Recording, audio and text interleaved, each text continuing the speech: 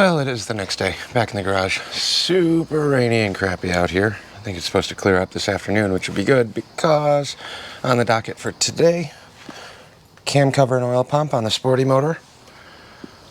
And I gotta fix the truck. I went through, and it's not broken, it still runs and drives fine, but I went through and adjusted some of the clutch linkages. The shifter tends to get loose like once a year, so I gotta go through and re-snug up the shifter arm for whatever reason, even with Loctite and lock washers on there, still gets kind of loose. So I went to snug those up and it shifted out of gear. So I think the alignment somehow on the shift linkage arm is a little messed up. Hopefully it dries up a little bit and we can address that later on this afternoon. But until then, while it's crappy and rainy out, we'll grab the pups, lock them in the garage here with me because they decided to find a mouse in my house. So there's a mouse in the house. Bailey's been occupied barking and whining at nothing all morning because it's hiding somewhere in there, so give them a break from hunting duty and we will address this. So I got to pull the ignition, and then I don't remember how I have the ends set up on this. Some connectors here. I'm probably just going to end up cutting it and then we'll reconnect underneath once we get out of the cam cover. And so we'll pull the ignition off, then we can pop this cover off, make a big old oily mess, then start working our way to the oil pump and see how filled that is with metal shavings. Like I said, when I cranked it over, did puke a bunch of oil out the feed like it's supposed to. Cranking or rotating the crank over by hand, just with whatever residual oil was left in there. So I think we're in pretty good shape, but want to verify and make sure because there's really no way to know how far I need to dig this apart until we get this cam cover off and do a further inspection. So let me get set up on the tripod and we'll start digging into this. Gives me some free hands to work. Now, can you pull the oil pump without the cam cover? Maybe. I don't really know on an Evo. I would assume you should be able to. But this is all going to get in my way. So what I'm going to do is actually pull these ignition leads. It's a Dyna S in here. So this will sneak through. Hopefully it'll clear the motor mount. Should. Yeah. So we got plenty of space here. I'm just going to cut the ends off up here, and then I know we got plenty of length on here. I don't think there's any quick connects closer. We got the sheathing material down here to the connector, so we're just going to snip this. It's a little bit easier. I can cut it right at the ends, but I don't know what lengths I need. So it makes a little more sense for me just to pop it off, and then I can slide it right up through the nose cone. Do I have to? You know what? No, we're not going to do that. Instead, let me grab a 9/16 here. We're going to pop this bolt out of the cam, and then I can pull the whole thing off. I think I can pull the whole thing off together. So we'll pull the ignition bolt.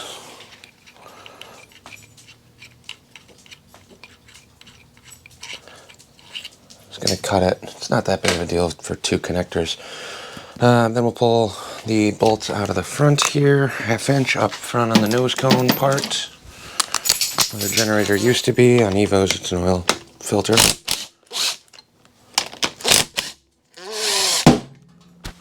Probably want to hold the other side of that too, so you don't just drop it like I did, but just a dead little plug.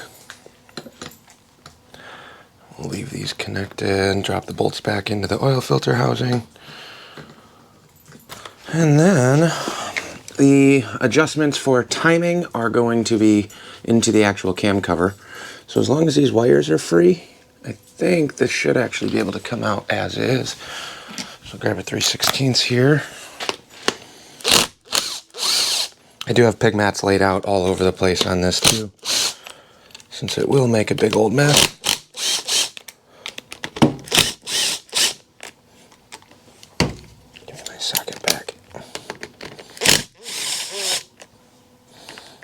I'm going to try and leave all these bolts in place. Don't remember if they're all the same on an Evo.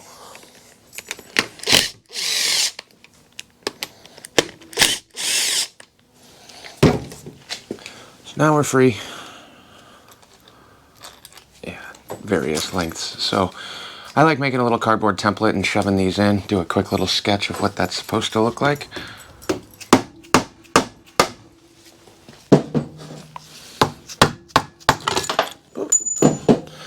Lost a couple bolts, but all the cams stayed in the chest, so that's good. Alright, Shorty went somewhere over here, right there. Now I don't have to worry about messing around with the timing at all, provided all the cams go back in the way they're supposed to, but she's a little sludgy on the inside of this. I don't think this part came off. The last time I was messing around with this motor, I don't think I went this far. And on the cam chest, there's definitely some metal shavings in there. Lots of grease, that's for sure. A little sludgy. Not too terrible. I gotta pull those little cam spacers out, but I don't know if that's just grease. Yeah, there's some flakes in there. You can see it in my finger focus. Yeah. See the glittery specks in there, hopefully. That's not good. You don't want a bunch of metal shavings rolling around inside of the motor. So all of this will get a thorough cleaning and degreasing, which means I'll probably have to pull the ignition off at some point anyway. Let's drop the cams. They should all be labeled.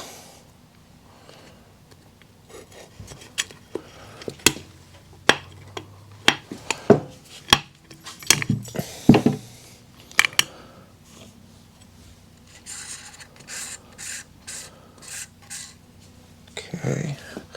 I'll show you the back side of the cam chest here real quick too. Lots of glitter down on the bottom of that, and that oil passage. Hopefully that shows up on camera, and there goes all the bolts that I was trying to keep organized. But real glittery in here. So we'll bag up these cam bolts, I guess. So much for doing that without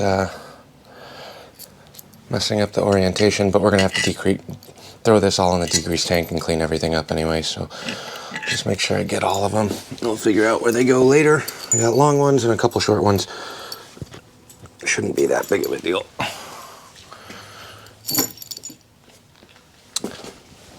I'll pull these guys off. Yeah, nice. It looks like that somebody just greased the crap out of these. It doesn't really look sludgy. It's more like grease or assembly lube.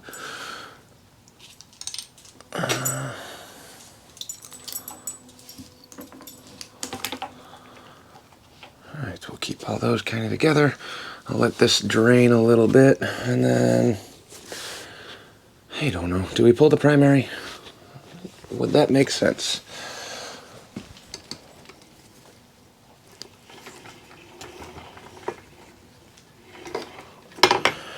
I would like to see how this crank feels with the clutch off. Maybe we will. Maybe we'll just move around to the primary side and keep tearing this apart while we're at it. So if I pull on the cam cover, this will just drop back in, but that's free floating obviously because that lower timing advance seats onto the end of this number 2 cam. But we'll let this just drain for a little bit and move on to the other side.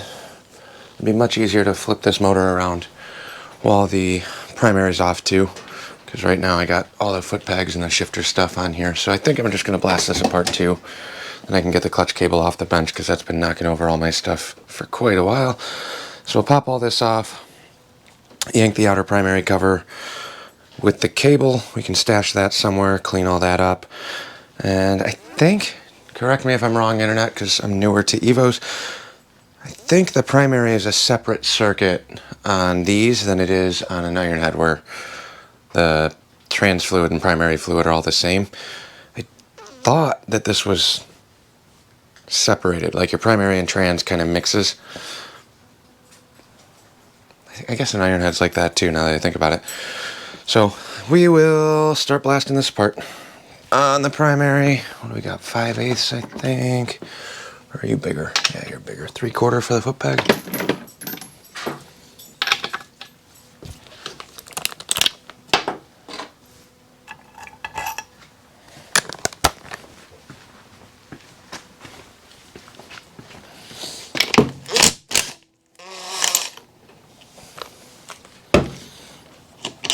This guy out of here. We'll Throw the bolt back on though.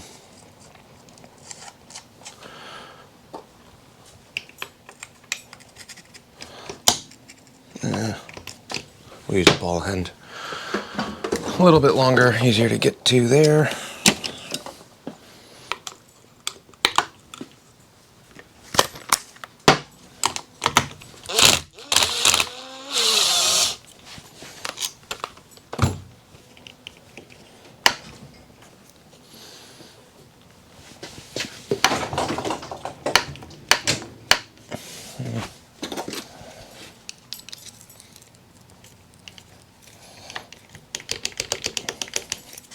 Come on.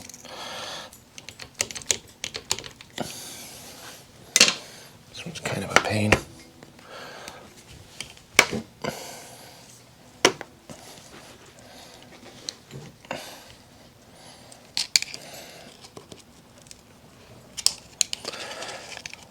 So basically just using a flathead and the bolt for the foot peg as or the foot peg stud as a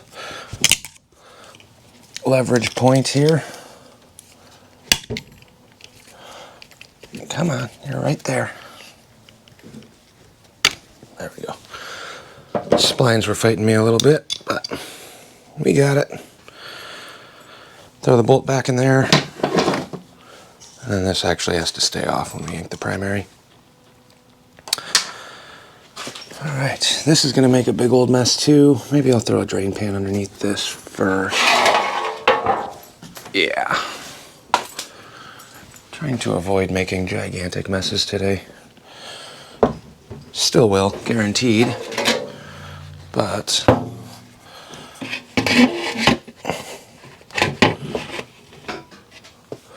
look at that spider.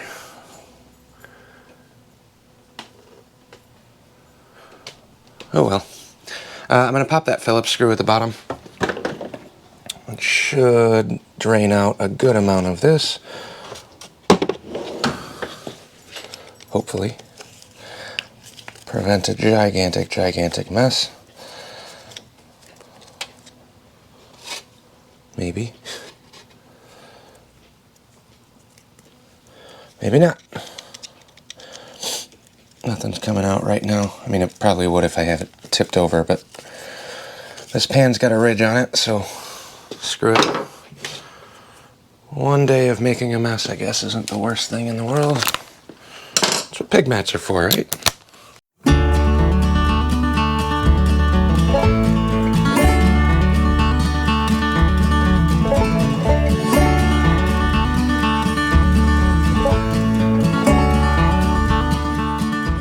One of these days, maybe I'll buy an engine stand.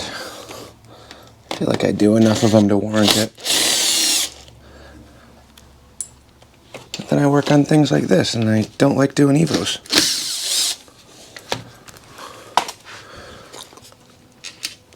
Alright, we got one more here before it starts flooding. Now, that's all your primary bolts. There is one more up front. Once I pull this, is when our giant mess is going to happen. So I kind of get prepared here.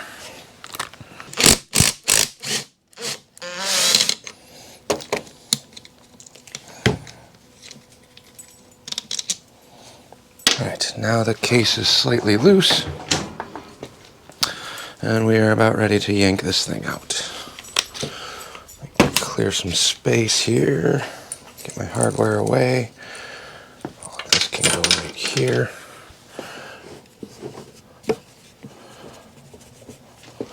How much oil's coming out already? Not much. Thought we filled this. Yeah, there we go. It's starting to geyser a little bit now. It's getting stuck on this shaft.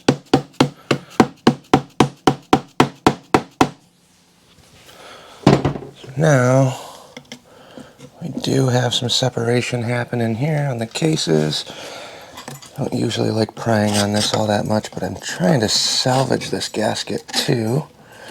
So we're just going to slowly just kind of inch this around, if possible. Did I miss a bolt?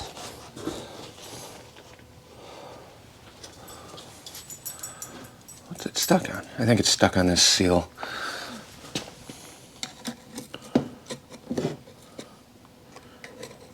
Oh, duh. Whoops. Evo things. You got a clutch to deal with. They sell a tool for these.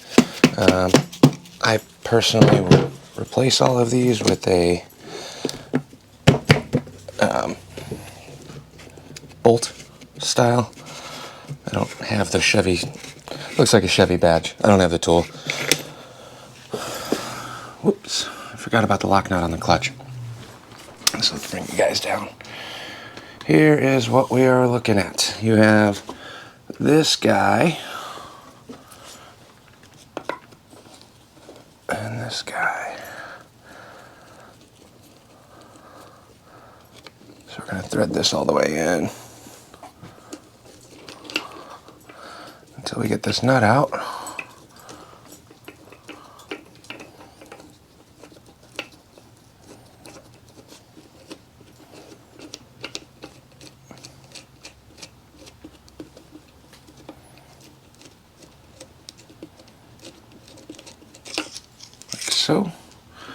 So it's like a two-piece adjuster plus a spring. So you got your spring, your sleeve threaded that goes onto the push rod, and then the outer little jam nut that locks in at the end, all held in by the little inspection cover. Now we got a nice little puddle of oil forming underneath this, but that's what pig mats are for. Now we can wiggle this off.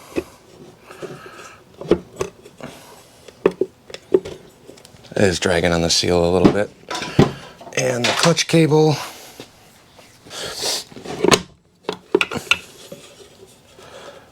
And the gasket stayed on the case, which is good.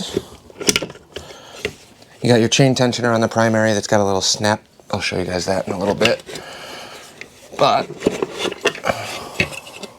there we have it.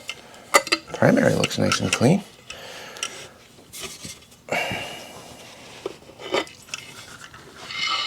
Not too bad here. Let me figure out what to do with this stupid clutch cable. It's the one thing I'm not a big fan of on Sportsters. Throw the primary and the cable in the bin. And then, realistically, I'll throw this, all the clutch stuff, the adjuster stuff, I'm going to set in the primary as well. And there's that. Now we have an opened up motor. Looks like I did use some gasket glue on here, not RTV, but the gasket cinch stuff, which makes it a little bit easier to get off. If I gotta replace all the gaskets, it's not that big of a deal, but this one's actually still intact, still in one piece. No rips, no tears. So that is good. Now is the time to make a decision on whether or not I want to blast apart the entire primary. Camchest is out. Primary's out. This should all be okay. So you see all the slop in here. It's because the primary chain has an adjuster down here that wedges on the primary itself.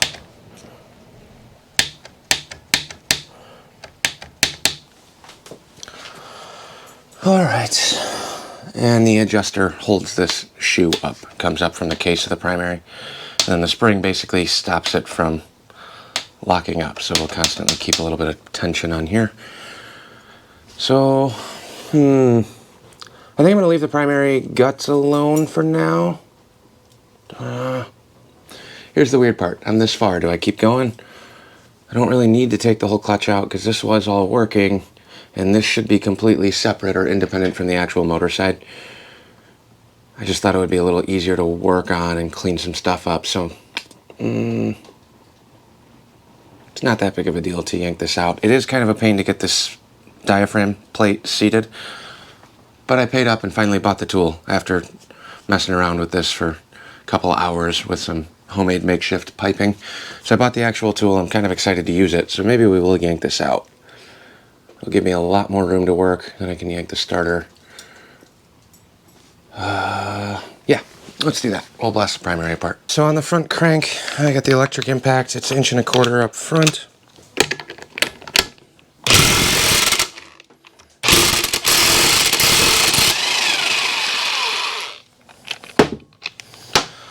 That comes off, and then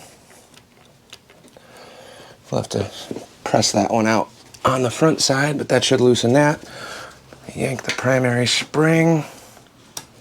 Watch your fingers on this guy, and we'll do that at the end.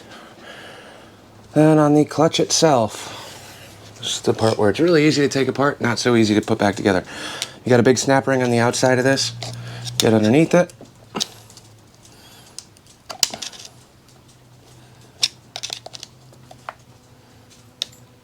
And we'll just work it around all of the detents, like so. Really easy to take apart. You got your big snap ring, flat washer, rounded little bevel part. The rounded part goes in onto the diaphragm. And here's the part that's kind of hard to compress without the tool. You got your clutch spring diagram. If you go to put it back together, if you put it in this way, backwards, it goes together really easy, will not work. Make sure that essentially all of that is going to compress the diaphragm to hold your clutch basket in.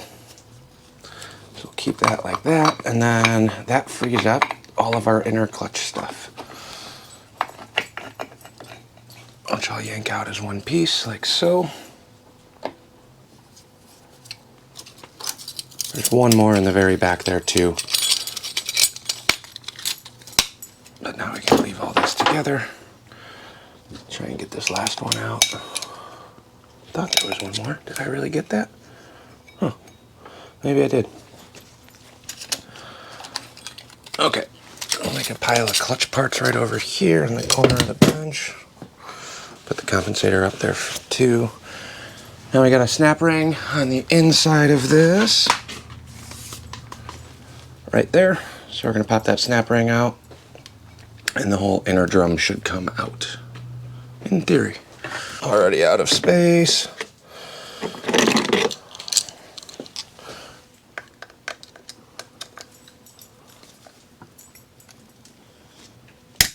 Let me adjust this.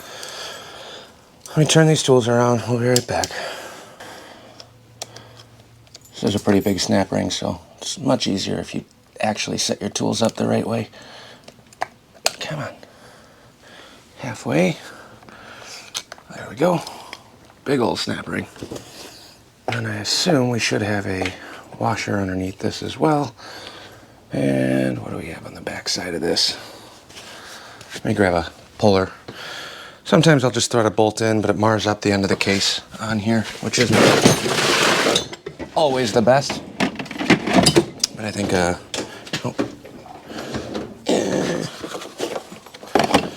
how many red cases can I take out for this job? That's the real question. I think this might work. What are these, 5/16? Just use a harmonic balancer puller on this time. Try doing it the right way for a change. The whole clutch should be floating now. So I'm going to put the snap ring in my clutch pile. And then grab 1/2 inch here, snug these bolts up.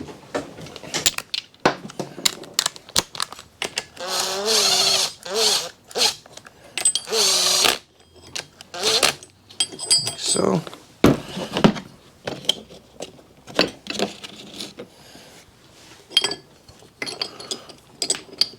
Got our balancer tool in, hopefully.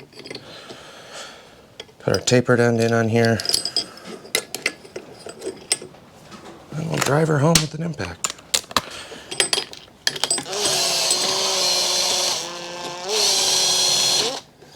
Got plenty of meat here.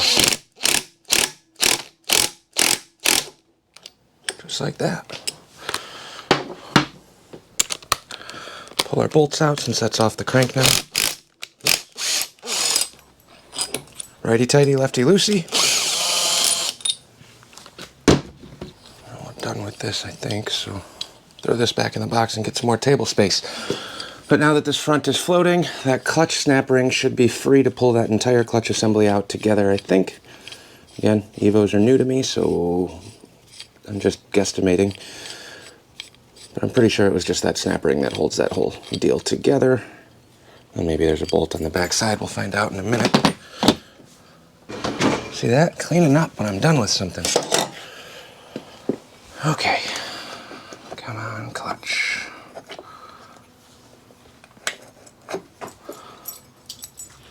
All sorts of bushings and spliny things. Front is off. Clutch basket's off, so I was correct there. And then the Evo electronics and charging system all behind the clutch basket, so, ooh. Lost the rotor spacer. Yeah, I'll leave that right there. It's magnetized, but I'm going to leave that stuck there. Set all of our primary stuff together over here. So your spacer basically rides on the end of this bearing race, I believe, and keeps that shimmed off of the stator. Right now would be a great time to update the electronic charging system. I don't think I ever tested that. I think it was all just working. But if you were to do it, you got to do this exact same job if you're replacing your charging system, alternator, stator, whatever you want to call it. So now the primary's off. This can honestly just stay there for now. If I need to yank that off, I will. Completely unnecessary for what we're doing, but I do plan on deep cleaning the crap out of this motor, so it's going to be a lot easier the more parts that come off to clean everything up. And I don't know what's going on with this trans plate. Maybe you guys know. Is that upgraded? It looks like it's a machined aluminum piece. It's got a Superman with a Z on it. I'm not familiar. I wonder if somebody did some trans work on this. I'm assuming. I'd be very surprised if that was factory. And by that I mean I'm fairly 98% certain that's not. If anybody knows what this is, let me know in the comments. I'm intrigued by new things that I haven't seen before. So, there we have it. The primary's off, cam cover's off. I'm not sure how much more we're going to keep going today. Ideally, I want to flip it on its side. Let's pull the oil pump too. Might as well. Yeah, let's pull the oil pump first. I got to start cleaning up some of this stuff and give myself some room. So let me clean up a little bit, throw some stuff in the box. We'll be back when I'm ready. Finished cleaning up some stuff. Just kind of moved all the tools over to this side. I actually didn't make that big of a mess on this primary. All the oil kind of stayed contained on these pig mats, so glad I set up a ton of those, but now we're going to tip it over, and here's probably where all of the oil will come out. You can get to the bottom of these, but for me, I think it's easier if I can block this over a little bit. This stupid annoying housing. Oh well. Let's see if I can lay this out.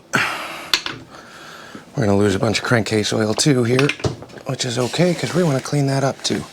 So let me make a wall of stuff and grab a couple more pig mats because we're leaking. The bottom of the crankcase has a ton of oil in it, so once I tip it this far, it's all going to leak out right here like that. I'll be right back. Let me contain this mess. I will let you guys know how the dam of pig mats actually goes once we get this done. But once I get this oil filter, or oil, sorry, brain's not working today. Once I pull the oil pump, I'm gonna leave the oil filter assembly still hooked up, so that shouldn't be a problem. And then the only other one is this one oil line in the back, which can also stay connected. So all of these will stay on. I'll basically just yank the entire oiling system in one go. What size are you? 3/16, like everything else.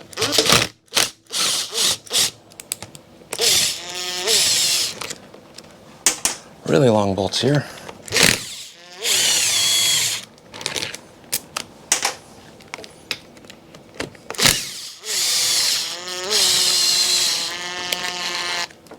Don't lose your washers. There's a lock washer and a regular washer on here. Can you guys even see anything? Maybe this is a better view. So the oil pump is right here. 4 bolts at the bottom. Not too big of a deal. For some reason, I think these are just the drop-in ones where they don't necessarily have to be timed like the early ones. Don't quote me on it. Could be wrong. I'll look at that in a minute. There we have it. Is there a timer on here? There's a bunch of marks, but I think that's just a alignment thing, not a timing thing. So there's that. This will stay on the bench for now. I don't think maybe we will. Maybe I'll dig into that. But now that this is out, you can see some of the oil residue that's in there. See how glittery that looks? Hopefully that shows up on camera. Glitter equals really bad. So while we got this tipped over, see what these cam bearings feel like. Really good. Free floating, no binding on the rollers. And again, this is really where it's kind of getting to that point of how far do I want to go. As of right now, we're pretty much down to transmission, starter, and case bolts to separate the cases. Rear motor mount, stator.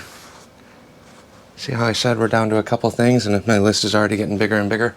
That's what happens when you dive into these.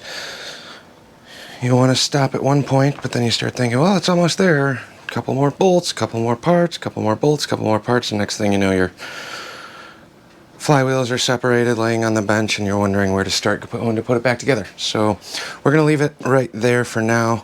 Let me flip this back. Maybe I'll let it drain for a little bit and try and alleviate the cleanup on the parts washer, get a little less oil in there. Let me let this keep draining for a little bit, then I'll turn the motor back upright and we'll take a final look and figure out what we're going to do moving forward. I think it was the original teardown video when I was going over the crank once we got the cylinders and stuff off and I was trying to rotate the flywheel. And I said, feels okay, but it seemed a little notchy. I want to clarify that. I just edited that video, so I do want to specify this right now. When I said it was notchy, I don't mean grindy, like there's crap in between the bearings and didn't feel good. I didn't mean notchy per se, but I meant a lot of drag. It was hard to rotate this over. Now, keep in mind, the primary was all connected, clutch was connected, and the camchest was still loaded. I know the push rods and the valve train were already disassembled, which takes some of that load off, but when you spin the flywheel of a motor on a Sportster, not on a big twin where it's separate, when you spin the flywheel, your crank moves like so. So this is going to rotate. Compensator sprocket's hooked up to this crank, which in turn connects to the primary chain to the clutch basket, which then turns the main shaft of the trans.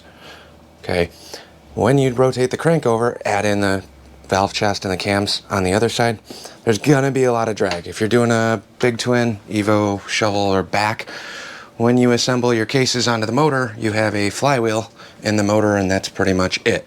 So what will happen when you go to rotate them and spin them around is you can literally just free spin them. Okay.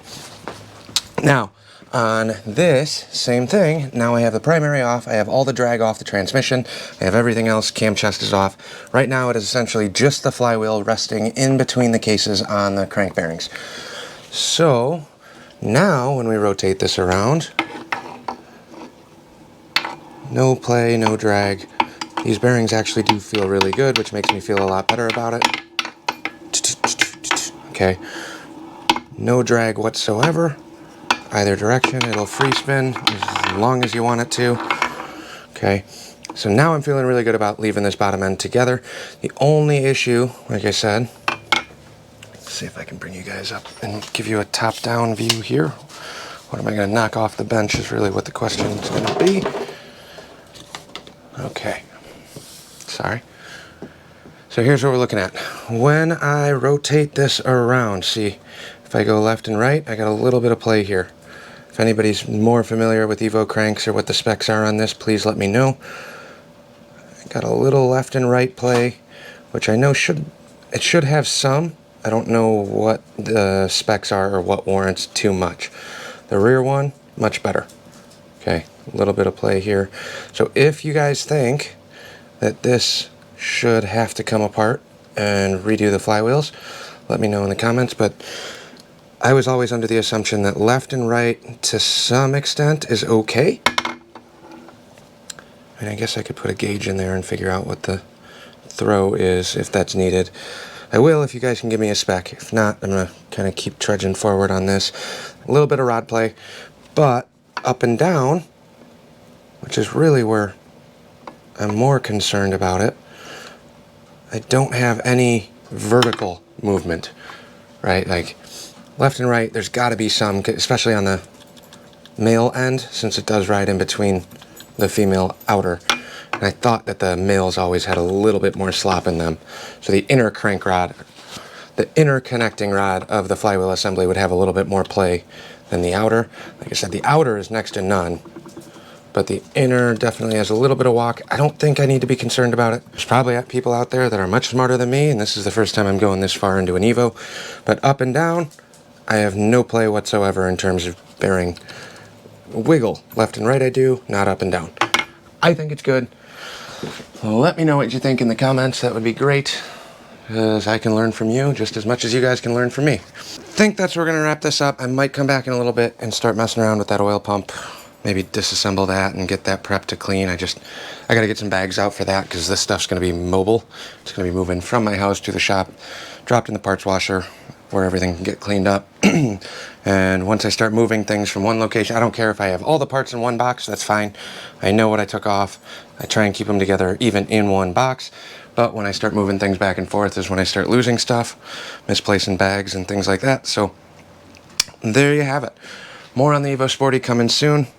Maybe I'll throw the oil pump at the end of this video, but if not, like, comment, subscribe, all those fun things. Keep me motivated to get out here and keep jamming away on these stupid projects and breaking things and taking them apart and breaking them and taking them apart and doing it all over again.